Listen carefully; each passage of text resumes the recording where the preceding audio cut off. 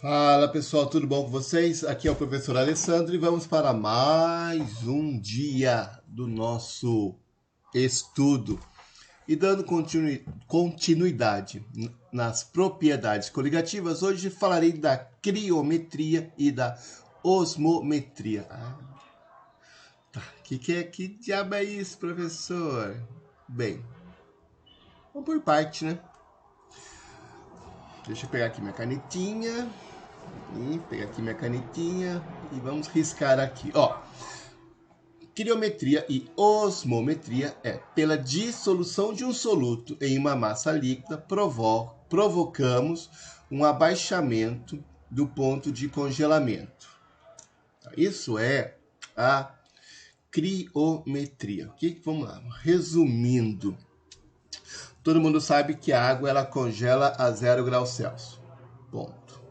Agora, quando você adiciona ali um soluto não volátil naquela água, de vez ela congelar a 0, ela vai ter dificuldade no seu congelamento, então o seu ponto de congelamento cai drasticamente. É aonde os oceanos eles têm dificuldade, né? A água dos oceanos nos extremos tem dificuldade em congelar, devido à presença do sal. É comum você ver aqui, né, nas regiões mais geladas do mundo, onde rios ficam congelados, ou até aqui no sul do Brasil, quando a temperatura cai muito, né, chega a nevar, e você vê aquela camada de água na superfície congelada. Bem, ali nós temos uma água doce, onde a quantidade de sais é bem menor em relação à água do mar. Então, a água do mar, ela tem uma dificuldade gigantesca em congelamento. Isso é muito bom. Onde ele diz assim, ó, na formação dos icebergs, a partir da água do mar, ocorre o congelamento somente da água. Icebergs são constituídos de água pura sólida. Quando se forma, a concentração da água do mar ao seu redor aumenta. E nós temos também a colocação de sais. Eu lembro que assistindo uma reportagem agora, que nessa pandemia, né, algumas semanas atrás aconteceu ali um fenômeno, né, onde o sul do Brasil começou a nevar ali em Urupema, Urubici, São Joaquim, naquelas cidades mais no extremo sul, ali em Santa Catarina, na Serra de Santa Catarina, começou ali a nevar, coisa e tal. E eu lembro que as prefeituras desses municípios compraram uma grande quantidade de sal. Tá, eles jogam o sal nas estradas, né? Eles jogam o sal na presença da neve, né? Ou do gelo ali formado. Porque isso facilita a fusão do gelo. Tá bom, resumindo, o que significa? Vamos imaginar, gente, ó. De manhã, esse solzinho que sai, ele começa a fazer com que aquela água ali do sal, ou aquela água do gelo, ela começa a derreter, então ela vai escorrer. Até aí tudo bem, está escorrendo perfeitamente. Porém, o que acontece quando chega no final do dia, a temperatura cai, aquela água, aquela película de água que está escorrendo, né, pelas ruas, pela calçada, enfim. Aquela água à noite, se a temperatura cair drasticamente, ela congela, resumo. Então você vai ter uma pista de patinação. Então, ao colocar o gelo, você vai ter dificuldade, porque a água vai ficar muito salgada. Então, quando ela começa a escorrer, aquela água salgada, né, ela vai ter dificuldade em congelar, porque o seu ponto de congelamento cai drasticamente. É onde muita gente, né que pega dessas caixas de caixa térmica, coloca ali o refrigerante, né? Coloca ali o refrigerante, joga o gelo por cima e depois pega sal grosso e joga ali, dá um banho de sal grosso naquele gelo ali, ó, e fecha. Põe em minutos aquelas latinhas de refrigerante vai estar extremamente gelada. Fica a dica aí. Tá, então o que nós temos aqui, ó? Nós temos as moléculas de água, molécula de açúcar, tá bom? Elas estão aqui. Aqui eu só tenho molécula de água, água pura, congela 0. Se adicionar um mol de açúcar em 1 litro de água, então você vai ter, além da água, mais o açúcar. Você vai ter uma solução. Isso vai fazer com que a temperatura de congelamento, né, caia para menos 1,86. Então essa água vai ter dificuldade em congelar. Que diz, ó, as moléculas do açúcar atrapalham a solidificação das moléculas de água, portanto, diminuindo a temperatura de congelação. Isso vocês podem fazer em casa, gente. Pega ali uma forminha de gelo, coloca ali uma com água da torneira e outra água e coloca ali sal ou açúcar. Ou você põe uma com sal, uma outra com açúcar. Enfim, você coloca ali solutos diferentes. Geralmente na casa você vai ter água, sal e açúcar. Mas coloca ali em cada um desses potinhos dessas forminhas e põe para congelar. E de tempo em tempo você abre o congelador e coloca o dedinho ali, ó. Você vai ver qual desses 3 amostras congela primeiro. Vai ser a água com açúcar ou água com sal. Faz esse experimento aí que é legal pra caramba. Tá, então nós temos aqui, gente, ó, deixa eu voltar aqui. Ó. Então o importante neste módulo da criometria, não importa a natureza do soluto, não importa. O que vai depender ali, gente, é a quantidade de soluto, tá? A quantidade de soluto dissolvido na água. Não importa a natureza, tá? Se é açúcar, se é sal. Como nós vimos lá em ebulioscopia e tonoscopia, o importante ali é a quantidade de partículas dispersas. Quanto mais partículas dispersas eu tenho, né, no caso da criometria, a temperatura cai drasticamente. Então não importa a natureza, e sim a quantidade do soluto. Aqui também nós temos a famosa osmose, tá bom? Vocês já trabalharam isso em biologia, que diz assim, ó, né? Membrana semipermeável é aquela que permite a passagem, olha, do solvente e obstrui a passagem do soluto. Então, na verdade, o que acontece? Ele vai do mais concentrado, não é? Então, ó, para a gente ter uma noção aqui, ó. Ele vai do menos concentrado para o mais concentrado, ó. Papel celofane, bexiga de animal, cenoura oca ou porcelana cujos poros contêm, né, serro-fianeto de cobre. Onde você vai procurar essa porcelana? É mais fácil você pegar uma cenoura e fazer ali como se fosse uma canoinha. Faz isso também que é legal. Pega uma cenoura, faz uma canoinha ali na cenoura. Então ela vai ficar ali com suco na cenoura. Joga sal ali, ó. Joga sal sobre essa canoinha aí. E depois você vê o que vai acontecer ali, ó, nessa cenoura. Tá? Tudo isso depois vocês mandam para mim lá para ver o que vocês observaram. Olha só. Nós temos aqui um lado água pura e do outro lado nós temos aqui uma solução contendo açúcar e água. E aqui nós temos uma membrana semipermeável. Com o passar do tempo, o que aconteceu? Aumentou o volume da solução. Já o volume da água pura diminuiu. Então, o que acontece na osmose? Ele vai do menos concentrado para o mais concentrado. Só que aqui existe, olha, uma pressão atmosférica que está exercendo uma força sobre as duas superfícies. Porém, aquela superfície que é considerada uma superfície pura, a pressão vai ser maior ali. Então, a pressão vai ser maior, que vai empurrar, no caso, a água para onde eu tenho esta mistura. Então, a osmose também depende muito da pressão, a chamada pressão osmótica. Então, dando continuidade aqui, ó, falando em pressão osmótica. Osmose é a passagem do solvente água pela membrana semipermeável. Então, ele vai do menos concentrado para o mais concentrado. A pressão osmótica, que aqui eu não consegui fazer o pi, diz assim, ó, pressão osmótica é a pressão que deve ser exercida sobre a solução para evitar a entrada do solvente.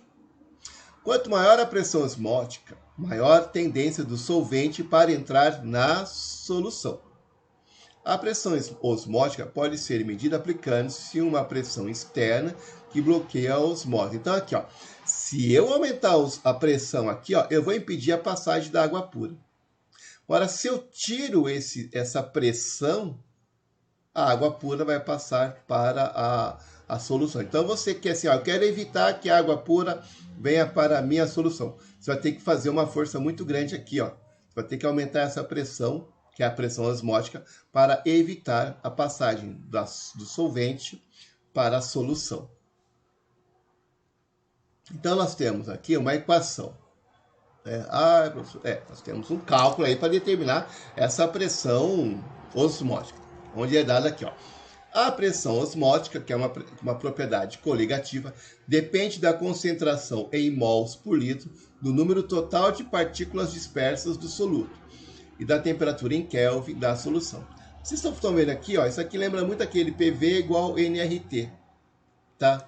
PV igual nRT, lembra muito isso, aquela equação de Clapeyron, ó, em que R é a constante universal dos gases ideais, o valor é fornecido, tá? Daí aqui, ó, considere duas soluções, A e B. Então, se a pressão osmótica do A é igual à do B, nós chamamos de uma solução isotônica. Então, nós temos aqui, ó, uma solução isotônica. Quando a pressão de A for maior de B, então a solução ela é hipertônica. Então, nós temos aqui uma solução hipertônica. E quando a solução B ela é hipotônica. Então, resumindo aqui, ó, quando as pressões elas são iguais, isotônica. Por isso tem aquela bebida lá, né, que o atleta gosta muito de consumir, as bebidas isotônicas, né? E como você perde muito eletrólitos na transpiração. Então, quando você consome essa bebida isotônica, você está repondo estes sais perdidos. Só que tem que tomar muito cuidado que essa bebida ela é para quem exerce alguma atividade física. Eu não posso simplesmente ir ali no mercado, comprar aquilo ali gelado, né? Vou tomar aquilo ali, passar a consumir aquilo regularmente, essas bebidas isotônicas. Porque daí vai aumentar a quantidade de eletrólitos no seu corpo e não é saudável. Você tem que manter o equilíbrio. Agora aqui, ó, a hipertônica, observe que a concentração de dentro da célula está saindo, ó. E já a hipotônica, a concentração do lado de fora, né, a pressão do lado de fora é maior. Então, a pressão na hipertônica, a pressão dentro é maior, e na hipotônica, a pressão de lado externo é maior. Já a isotônica, a pressão ela é igual. Então, aqui, ó, eu preparei não, é o que está lá no caderninho de vocês, esses dois exercícios. Não é que está ali, estou com a minha colinha aqui do lado para não me perder. Diz assim, ó, o principal carboidrato presente na corrente sanguínea é a glicose, uma das principais fontes de energia para o ser humano. Então, observe a figura a seguir. Então, nós temos aqui, ó, deixa eu tirar isso aqui. Ó, nós temos um becker contendo água, 200 gramas de água. Outro becker contendo 18 gramas de glicose. E pelo visto aqui, eles vão preparar aqui uma solução. Daí ele diz assim, ó, sabendo-se que um mol de partículas dispersas em 1 kg de água provoca um abaixamento da temperatura de congelamento da água igual a 1,86 graus Celsius. Então a temperatura vai cair 1,86 graus Celsius. O valor em graus Celsius do abaixamento da temperatura de congelamento da água na solução contida no becker é... Então, antes de qualquer coisa, como ele diz ali, ó, né, vai depender muito da quantidade de número de partículas. Então, eu vou colocar aqui, ó, tá? A concentração a minha concentração, vou colocar aqui, ó, a concentração vai ser igual. O número que eu tenho aqui o número molar da água, 18 gramas. Eu tenho 18 gramas. Mais a massa molar da glicose, que é a concentração, e que multiplica, no caso aqui, a massa dele, tá bom? A massa, que eu vou ter 200 gramas de água, então eu vou ter 0,2 quilogramas. Então, aqui eu vou ter o valor de meio mol por quilo. Como ele diz no enunciado que para cada 1 mol por quilo eu vou ter a temperatura de 1,86 graus Celsius, que ele fala aqui que é o abaixamento da temperatura. Se você tem se você tem meio mol por quilo, eu vou ter então X. Então esse meu X aqui vai dar 0,93 graus Celsius. Então, que como a temperatura depende muito do número de partículas dispersas, quanto mais partículas dispersas eu tenho, né, o abaixamento da temperatura cai drasticamente. Como aqui eu tenho o número de partículas menor, então a temperatura cai menos. Então a resposta aqui é o 6.